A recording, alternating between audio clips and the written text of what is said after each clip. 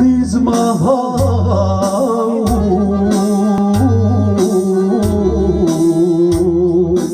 jedan dječak prođe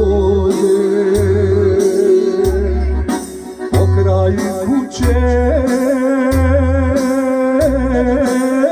Ivde i Ahmeta.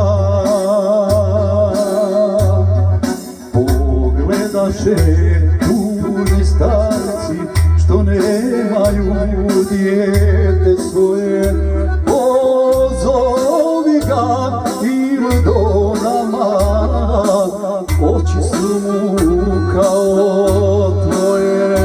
Pozovi ga Ivdo nama, oči su mu kao